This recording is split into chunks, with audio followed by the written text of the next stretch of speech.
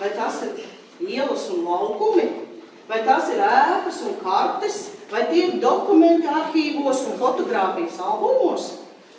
Jā, tas viss ir kopā. Paldies muzeja kolēģiem, kuri arī ir ieguldījuši noteikti nemazumu šajā darbā, un visiem pārējiem, kas ir iesaistīti šajā darbā, katrs savā procesā un savā profesionālajā līmenī, lai nokļūtu līdz šādai tiešām skaistai grāmatai un arī visām liecībām, kas ir bijušas. Paldies katram mazajam rūķītim, kas ir strādājis līdz šai grāmatai. Paldies visiem, sirsnīgs paldies par darbu, jā. Un par rezultātu.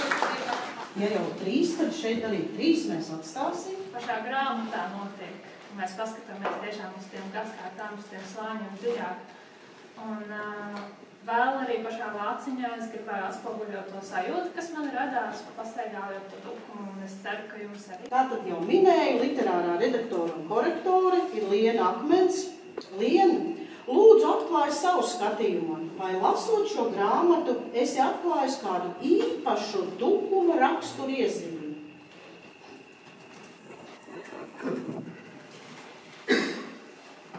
Es domāju, ka tas pats raksturīgākais, bet to noteikti par sevi grib teikt katrs, ne tikai pilsēta, bet pat varbūt katrs cilvēks, lai gan stagnātu mums netrūkst. Tieši tas mainīgums. Paldies vispārīgāk par visiem klātesošiem, kas atnākuši šīs grāmatas atklāšanu. Un, godīgi sakot, vislielākā pateicība Tuku muzeja direktorē Agritai Ozolē, vēsturniecei Intei Dišlē, ka viņas šo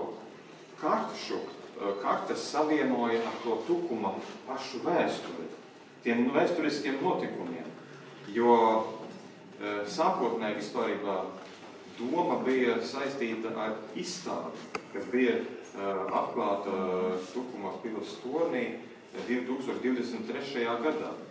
Pēc Rīgas rāds rīkojuma procesa jau sākot ar 1780. gadiem sāka pētīt dokumentus, manuskriptus Kenigsbergas slepenajos arhīvos.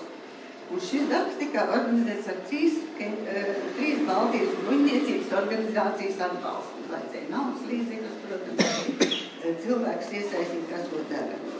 No 1809. gada tika procesā ļoti liels atbalsts mums bija gan no Latvijas Nacionālā arhīva, gan no Rīgas vēstures kuģniecības muzeja, no Latvijas Nacionālā mākslas muzeja, no Latvijas ceļu muzeja, no, Dievs man jau vēlties kādu neaizmirstu, no laikraksta neatkarīgās Tukuma ziņas, jo kam gan var pajautāt, ja kaut ko galīgi nevar atrast, protams, laikraksts, tāpat Latvijas universitāte, Latvijas vēstures institūts, Latvijas Nacionālais vēstures muzejs un arī ļoti daudz palīgus, ar kuriem daudz ir arī šodien. Un es īstenībā nevaru izstāstīt, cik daudz es laika un darba prasīja, bet es tiešām esmu ļoti, ļoti pateicīga visiem, gan tiem, kas ir pieminēti grāmatā, gan varbūt arī kādi, kas nav pieminēti, bet tāpat mums līdzēja. Paldies visiem autoriem un redaktoriem, bet es gribu Reinim tomēr pajautāt. Reinis noteikti arī lasīja šo grāmatu un kā zinātniskais redaktors.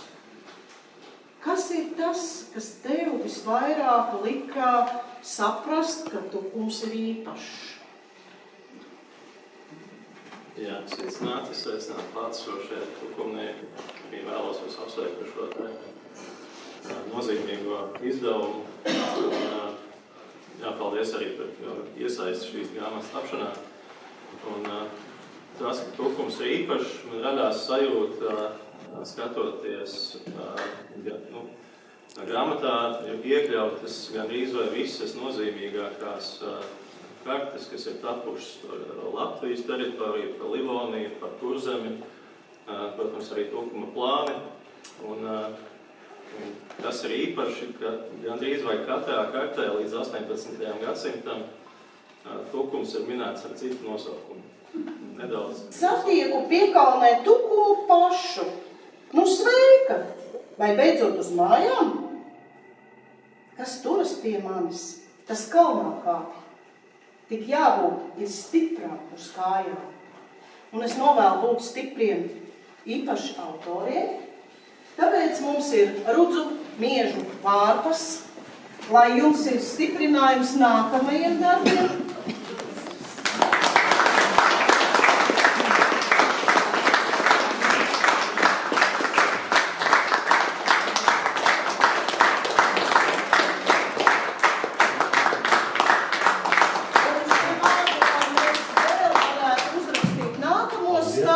Lai mēs arī būtu stipri uz kājām. Paldies jums!